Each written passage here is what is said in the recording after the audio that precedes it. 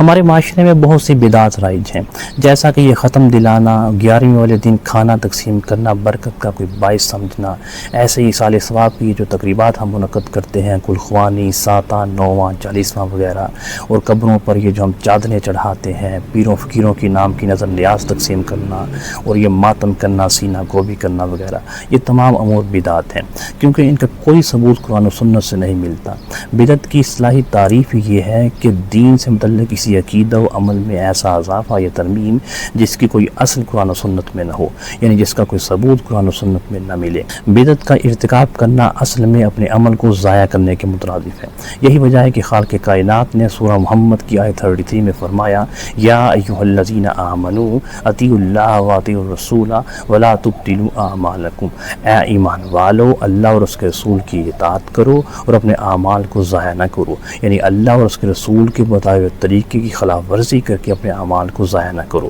بدعت کا ارتکاب کرنے والا بظاہر تو ایک نیک عمل سر انجام دے رہا ہوتا ہے، لیکن کیونکہ وہ اللہ اور اس کے رسول کے طریقے کے خلاف ہوتا ہے، اس میں کوئی اپنی اختراع سے تجاوز کر لیتا ہے یا پھر اس میں کوئی ترمیم کر لیتا ہے، اس لیے وہ اللہ تعالیٰ کی بارگاہ میں مقبول نہیں ہوتا۔ لہذا فرمایا وَلَا تُبْطِلُوا أَعْمَالَكُمْ، اپنے اعمال ضائع نہ کرو۔ ان امور سے متعلق میں اختصار سے بتا دیتا ہوں کہ یہ بدعت کیوں ہے۔ دیکھیں، یہ جو ہم ختم دلاتے ہیں، قرآن مجید کی چند آیات کھانوں پر پڑھتے ہیں، تو ایسا کوئی تصور ہمارے دین میں نہیں دیا گیا کہ قرآن مجید کھانے کے اوپر پڑھیں تو اس سے کوئی برکت نازل ہوتی ہے، بلکہ کھانا میں برکت حاصل کرنے کا طریقہ یہ ہے کہ ہم غربا اور مساکین میں کھانا تقسیم کریں، اور قرآن مجید ہمارے پڑھنے کے لیے، ہمارے سمجھنے کے لیے نازل ہوا ہے، نہ کہ کھانوں پر پڑھنے کے لیے نازل ہوا ہے۔ ہمیں تو فقط یہ طریقہ بتایا گیا ہے کہ بسم اللہ پڑھ کر کھانا کھائیں اور بسم اللہ پڑھ کر ہی تقسیم کرتے، اس کے علاوہ کوئی طریقہ نہیں بتایا گیا۔ ایسے ہی یہ جو 11ویں کے دن کو خاص برکت کا باعث سمجھنا، کسی دن لوگ کھانا تقسیم کرتے ہیں،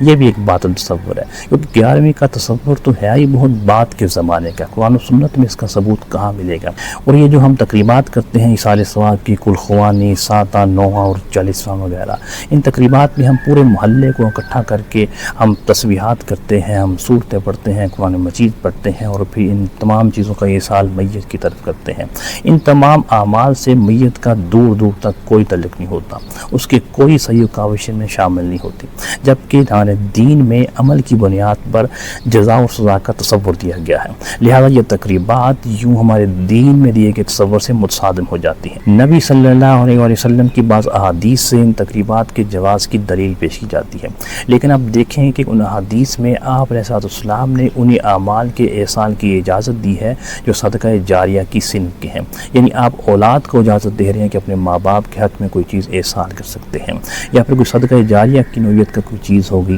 یا پھر انسان نے اپنی زندگی میں علم نافع تقسیم کیا ہوگا، اس نے کوئی درخت لگایا ہوگا، اسی صورت کے اعمال کی اجازت دی گئی ہے کہ اس کا ایصال میت کو ہو سکتا ہے، کیونکہ ان اعمال میں اس میت کی، اس وفات پانے والے شخص کی صحیح و کاوش شامل ہوتی ہے، اور اس کا اس طرح کوئی تصادم نہیں ہوتا اس تصور کے ساتھ جو عمل کی بنیاد پر جزا و سزا کا تصور قرآن و حدیث میں دیا گیا ہے۔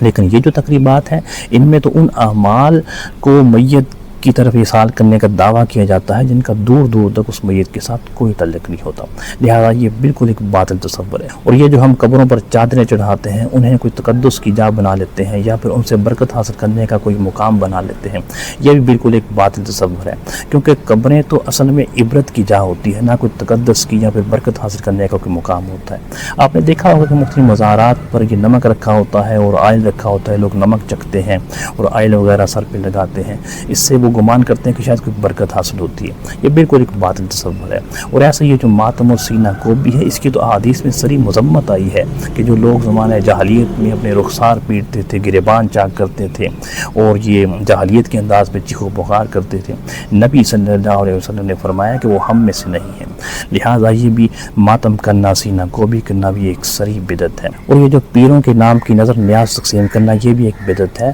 کیونکہ نظر نیاز اللہ کے نام کی دی جا سکتی ہے، کیونکہ ہم نے اصل میں اللہ کی رضا حاصل کرنی ہے، کسی بندے کی رضا حاصل نہیں کرنی، لہٰذا یہ بھی ایک باطل طریقہ کار ہے کہ ہم پیروں کے نام کی کوئی نظر نیاز تقسیم کریں۔ لہٰذا ہمیں ان تمام بدعات سے کنارہ کشی اختیار کرنی چاہیے اور اپنے آپ کو اللہ اور اس کے رسول کی اطاعت پر کاربند رکھنا چاہیے، تاکہ ہمارے اعمال ضائع نہ ہوں اور ہمارے اعمال اللہ تعالیٰ کی بارگاہ میں شرف قبولیت حاصل کر سکیں۔